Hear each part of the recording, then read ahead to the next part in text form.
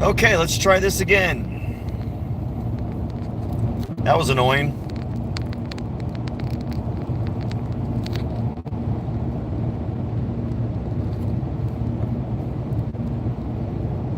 All right. I don't know what's wrong with my other phone, but it keeps freezing and keeps dropping my live feeds. I got to get a new one, but I'm waiting. Obviously, I got to get my car fixed first. But hey, I'm on my way to El Paso, so if you were here for the other video that ended up freezing, you might hear a couple things that you've already heard. But I was able to kind of patch up my car a little bit to make the trip. Speaking of which, hang on.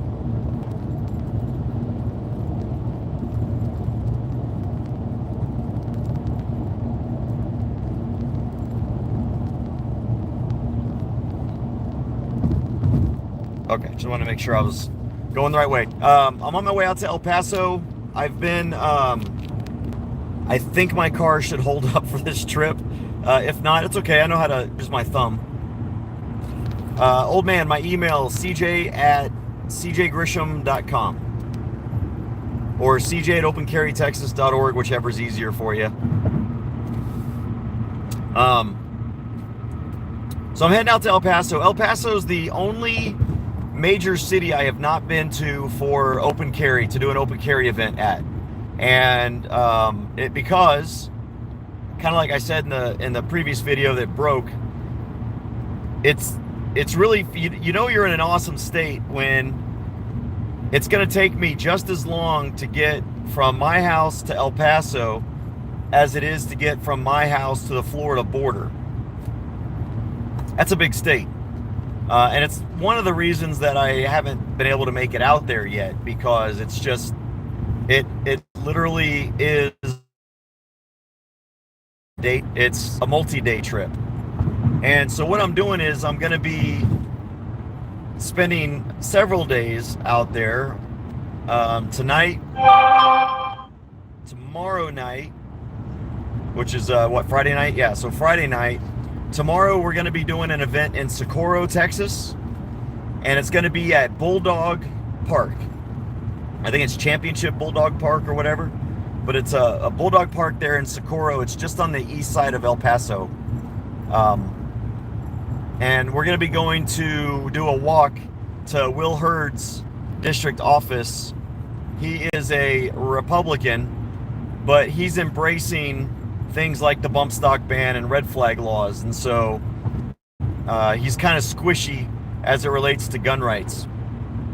So we're going to kind of do a little walk rally slash thing. It's going to be a small kind of low-key event because it is going to be during business hours. Tomorrow it's at 11 o'clock, so I know it's during the day. If you follow Open Carry Texas, you should have seen the event if you get notifications when the event was created. So this isn't like a last minute thing. It's just the last minute that I'm putting it up on my YouTube channel. So we're going to start at Bulldog Park and we're going to walk to Will Hurd's office just to let him know that he needs to support the Second Amendment, and we're not going to allow him to go unnoticed when his policies are against our rights. Obviously, he's been against some issues on the border as well, and this is a border town. So anyway, Socorro is tomorrow at 11 o'clock. That's Friday at 11 o'clock at Bulldog Park. We're going to meet there. There might be some changes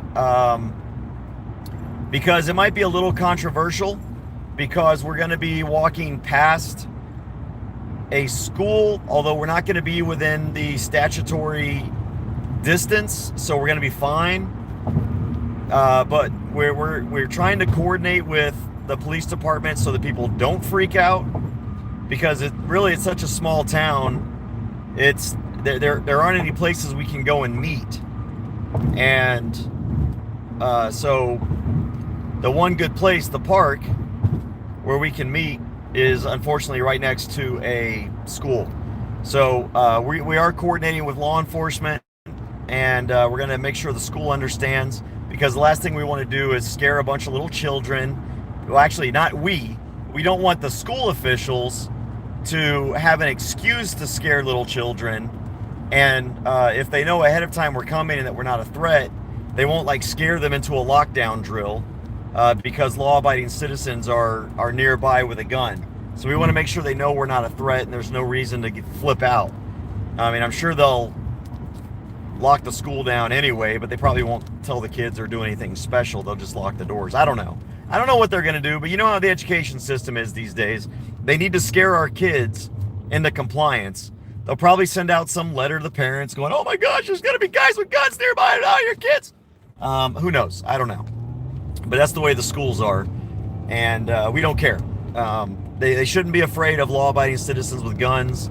As a matter of fact, instead of locking it down, you know, if I were a principal, I'd be like, hey kids, here's what we're going to do today at 11 o'clock or 12 or whenever it is that we're going to be walking by. We're going to go out and show you what freedom looks like. Look at these guys out there expressing their First and Second Amendment rights. See those guys with guns out there? They're fighting to defend you and make sure that you're safe. Because we all know that a good guy with a gun can stop a bad guy with a gun. And it takes a good guy with a gun to stop a bad guy with a gun. But I guarantee you, the public education system is not going to do that. They're not going to go out there and show the kids what peaceful citizens who are armed look like. Instead, they're probably going to find some way to scare the children and scare the parents and say that, oh my gosh, there's going to be guys with guns near the school. We all need to hide. We're all going to die. Pretty sure that's what's going to happen. So that's tomorrow at 11 o'clock, but we are taking steps to prevent that from happening, hopefully. But we're not going to not exercise our rights just because some education people are morons and they want to create fear instead of education. We're going to do it anyway. On Saturday, there is a Keep Texas Red event in Fort Stockton. And I will be going to Fort Stockton on Saturday for that event. That starts at 10 o'clock. I'm not exactly sure where it is in Fort Stockton. I mean, you could just go and look on the, you can go and look, if you just do Keep Texas Red Fort Stockton. Hang on, I see a patrol unit. Looked like he was getting ready to turn around. But you can just type in Keep Texas Red Fort Stockton, and you'll see the event on Facebook if you're able to get to Fort Stockton, or you want to for that event. I'm going to be dressed up as the I'm going to be showing the Dark Texan. The Darth Texan will be showing up there. Second, on either later Saturday or Sunday. Okay, it doesn't look like that trooper's coming after me. I just saw him turn around after I passed. On Saturday or Sunday, I may be going to Midland, Odessa. I'm going to try to, because that's another place I want to get out to. And Wallace Duncan is running for office out there as a city councilman. A very strong limited government and pro-gun, pro-liberty candidate for city council. So if I can on Saturday, then I'm going to head out there and do that. All right, that's it. Then I'm going to head back. I'll be heading back home on Sunday, but I'll be out in the El Paso area. So if you're out there, look me up. There you go. That's all I wanted to really talk about. I don't know. I'm going to lose my signal here soon, so I'm going to end this. But what would really help is if you go to opencarrytexas.org, and I'm sort of half financing this out of my pocket and half financing out of Open Carry Texas for the fuel for this. It's an open carry event. But if you make a donation at opencarrytexas.org. The email address, if you have PayPal, is admin@opencarrytexas.org. That would just help, because we do have some expenses associated with this rally and this weekend. So it would just help, because we do have a lot of money tied up right now in the Austin fight that we're losing. And I don't want to divert a lot of funds from that, because it has become expensive. There have been several long nights that have required hotel stays, because my legislative director had been there since he's there until about 2 o'clock in the morning sometimes, I've been there several times until midnight, but I'm only an hour away, so I don't mind driving home because I'm generally not going to be there the next day, unlike Rick. So please go to opencarrytexas.org and drop a few dollars if you can, or you can drop a few dollars in the super chat here. That would help as well. Let me see what's going on. I'm stopped at a light here. You, yours, and mine, and CJ and Emily, everyone that pays taxes, our fault. What? Huh? My fault. Wait. Yeah, why would we need to identify random people in the streets? I completely agree.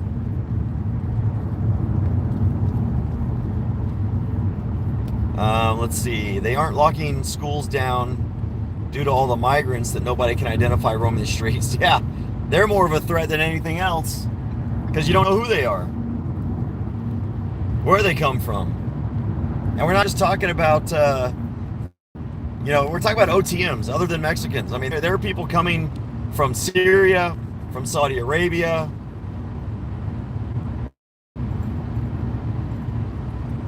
I've thought about running for a school board, that's for sure. Just see how that works out. Yeah, so Soliaker's talking about he deals with that same thing. I deal with that here in Texas, the school thing. Avoid them if I can. When I do my bike rides, I always make sure, not always, most of the time I try to make sure that I do my bike rides after school hours. That way, even if I have to go through a school zone, it's not a big deal. But I do try to avoid them because I'm out there for education. I'm not out there to get people all whipped into a frenzy. But because American society is full of nothing but cowards and cowardly enablers in our government who enable cowards, they encourage cowardice, they encourage fear, they incite fear. And what I don't want to do is feed into that fear. So I try not to, but I'm not afraid to challenge that fear either if I have to. But my goal when I go out and do these rides is to talk to people and to make people aware of what a good guy with a gun looks like, and basically ensure that law enforcement understands what our rights look like. All right. I'm good. Don't worry. I'm on a road out here by myself. The only life I'm threatening is my own. I don't look down at comments if there's another vehicle coming towards me. And I also wait until I was going through a slow zone there. So I'm able to do many things at once. I can look down and read just as quickly a quick comment as I can look down and change my radio or look at my speed. But I definitely don't look at comments. That's why there's probably a lot of stuff that I don't respond to, because I only look when the speed has been lowered or it's safe to do so. In other words, I'm on a straightaway and there's nobody near me on either side. So, but thank you for your concern. I try to be free. I mean, it's no different than me reading a billboard, right? I mean, if I look down and read a comment, what's the difference of me looking down at a comment really quick or looking over at a billboard? So that's my opinion.